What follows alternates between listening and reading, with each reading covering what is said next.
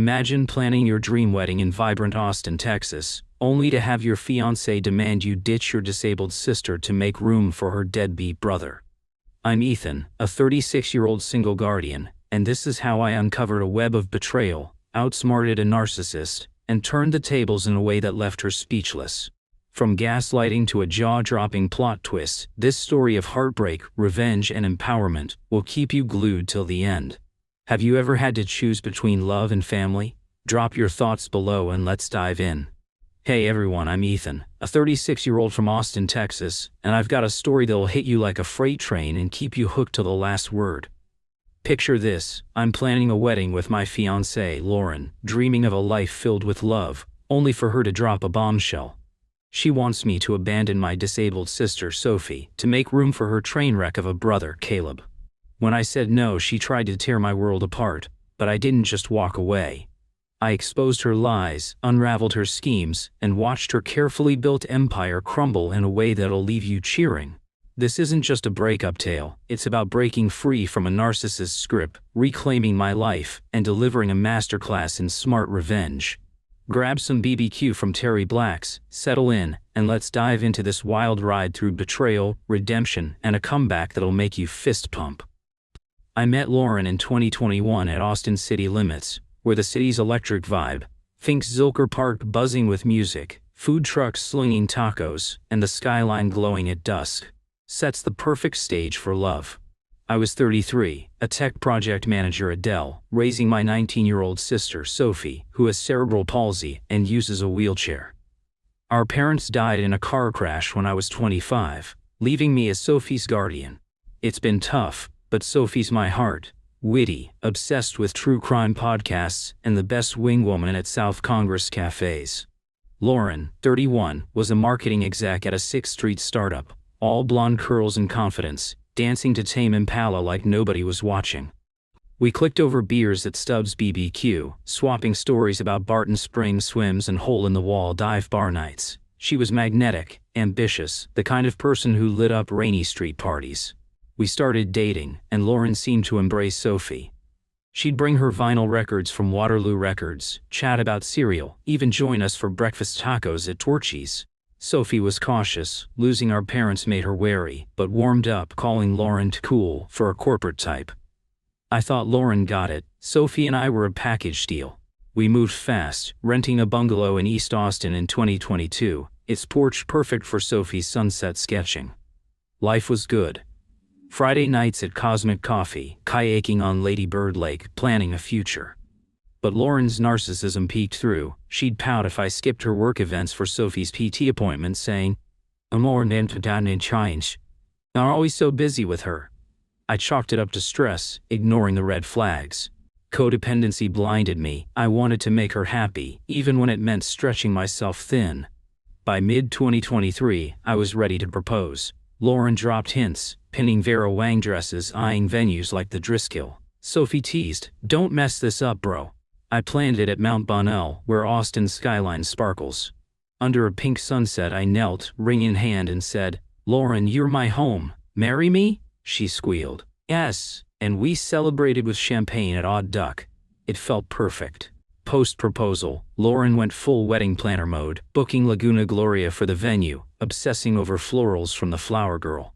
I handled Sophie's care and work, letting Lauren lead, but her comments turned sharp. She'd say, "This bungalow's charming but too cramped for a power couple." Or, "Sophie's stuff takes up so much space." I brushed it off. She wanted a fresh start, right? Then she mentioned her brother, Caleb, a 29-year-old drifter who'd crashed her life repeatedly. Lauren called him misunderstood, but stories of his deuce, job losses, and couch surfing at her parents in Round Rock painted a mess. She'd vent, "Caleb just needs a break," but her tone suggested obligation, not love.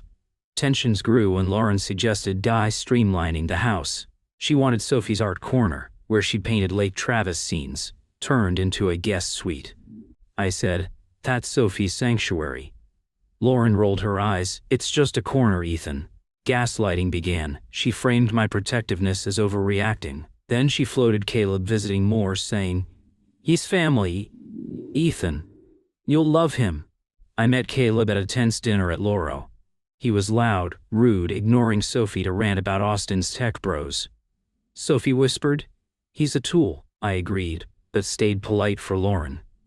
In April 2024, the bomb dropped. It was a humid evening, cicadas humming outside our bungalow. Sophie was at a book club at Book People, giving Lauren and me a rare quiet night. We were on the porch, sipping Shiner Bock, when Lauren said, "Ethan, we need to talk about our future." Her tone was rehearsed, eyes avoiding mine. "Sure," I said, uneasy. She leaned forward, voice low. "This house isn't big enough for all of us after the wedding. We need space for Caleb." I blinked. "Caleb? Why would he live here?" She sighed, like I was dense. "He's struggling. My parents can't handle him anymore. He needs a stable place and we can give him that." I set my beer down. "Lauren, this is Sophie's home. She needs accessibility, ramps, her equipment. We can't just add Caleb." Her eyes narrowed. "That's why I've been researching group homes for Sophie. There's a great one in Dripping Springs. She'd have care, activities, it's perfect." My blood ran cold. In group home? In group home? You want to send Sophie away? Lauren nodded, unfazed. "It's practical, Ethan. She'd thrive there, and we'd have room for Caleb. He could take her room." I stood, pacing. "You're asking me to uproot my sister who's been through hell for your brother, who can't hold a job." Lauren's voice sharpened. "Caleb's my family. You're acting like Sophie's the only priority." "And she is," I snapped. "She's my responsibility, my sister, not some inconvenience." Lauren stood, arms crossed. "If you can't put my family first, Ethan, the wedding's off. Choose Sophie or me." Narcissism in full force. She expected me to sacrifice Sophie for her vision. I stared, heart pounding. "Sophie," I said, voice steady, "always." Lauren's face twisted. "You're throwing us away for her." I pointed to the door. "You threw us away when you gave me that ultimatum. Get out." She stormed off, leaving her ring on the counter. I sat, stunned, as Sophie rolled in, sensing the vibe. "You okay?" she asked. I hugged her. Oh, Soph, we're good." The next week was chaos. I canceled the wedding, contacting vendors like the Driscoll and Easy Tiger, eating deposits but relieved. Lauren didn't go quietly. She launched a smear campaign telling friends at Austin Beerworks meetups I was controlling, claiming I forced her to end things. My co-worker, Mia, texted, "Heard you dumped Lauren cold. True?" I explained and Mia apologized, but the damage spread. Lauren's cousin emailed, "She abandoned family values by not helping Caleb." I ignored it, but the lies stung. Sophie noticed my stress. She asked Aguero's taco bar. I nodded. "And she's spinning it, Soph. Don't worry." But I was worried. Caleb texted, "You'll regret screwing over my sis. Watch your back." I installed cameras from Radio Shack and changed locks, not trusting his volatility. My buddy Jake, a lawyer at Clark's Oyster Bar, advised documenting everything. "Lauren's playing dirty," he said. "Stay sharp." Then came a twist. Sophie's PT, Rachel, overheard Lauren at a Westlake cafe bragging to a friend, "Ethan's too soft. Caleb's moving in anyway once I get the house." Get the house? I owned it outright, bought in 2020 with inheritance. Digging deeper, I checked an old shared Google Drive for wedding plans. Buried in Lauren's folder was a draft email to a lawyer, dated pre-ultimatum, discussing securing property rights post-marriage, mentioning relocating Sophie to free assets. She'd planned to push Sophie out and claim my home all along. I needed answers. I contacted Lauren's ex-coworker, Tara, from her startup, meeting at Radio Coffee. Tara spilled. "Lauren's obsessed with status. Caleb's her blind spot. She bails him out constantly." Tara revealed Caleb wasn't just a drifter. He'd stolen $5,000 from Lauren's savings in 2022, promising a crypto venture that tanked. Lauren covered it up, codependent on fixing him. Tara also mentioned Lauren's side hustle, a consulting LLC, funneling cash to Caleb under business expenses. I checked public records. Caleb's name was on the LLC, tied to a PO box in Pflugerville. Then I found gold. My neighbor, Mr. Khan Ruiz, a retired cop, had seen Caleb snooping around my house days after the breakup, taking photos of my deed in the mailbox. Ruiz saved the footage from his Ring camera. "Thought it was odd," he said. "Kept it for you."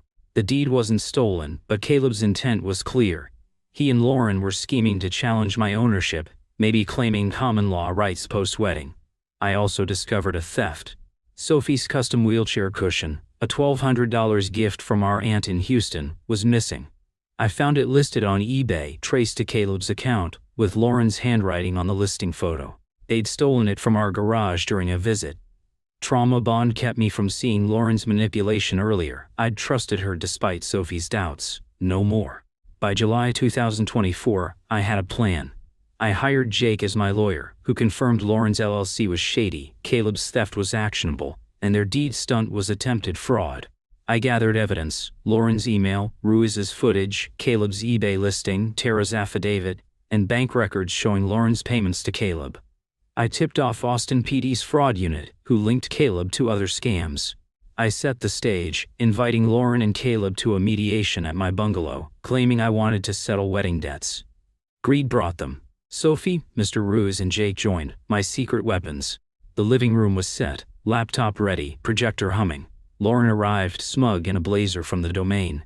Caleb slouched, reeking of Lone Star. "Let's make this quick," Lauren said. I started the projector, 60 slides exposing everything.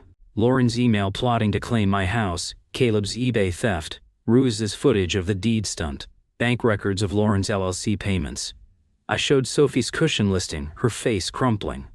"You stole from my sister," I said. Lauren stammered. "This is a misunderstanding," Caleb snapped. "You're full of it, man." Jake stood. "It's fraud, theft, and conspiracy. PD has this." Sophie added, "I'm tunnel." I tossed a flash drive. "Take it. Cops are waiting." Lauren's bravado cracked. Caleb bolted, but Ruiz blocked the door, grinning. "Not so fast, kid," I ended it. "You thought you could push Sophie out and take my home. You lost everything." They left, Lauren sobbing, Caleb cursing. PD arrested Caleb for theft and fraud. Lauren's LLC is under investigation. She's couch surfing in Buda. Her reputation trashed after friends saw the evidence at a Joe's Coffee meetup. It's May 2025 and I'm thriving. Sophie's painting again, her cushion back, aiming for ECC's art program. I'm leading Dell's new VR project, buying a ranch in Wimberley for weekend escapes. I'm dating Mia, a kind nurse from St. David's, who adores Sophie's sarcasm. We're planning a Zilker picnic for Sophie's 20th. Mr. Ruiz's family now, grilling brisket at our Barton Springs BBQs. That projector night, watching Lauren's lies implode, was my victory. I broke the trauma bond, rejected learned helplessness, and set iron boundaries. Lauren's narcissism fueled her greed, her gaslighting failed, and her codependency with Caleb sank them. Consequence: they're ruined, facing justice while I'm free. Was my revenge too savage? Comment below.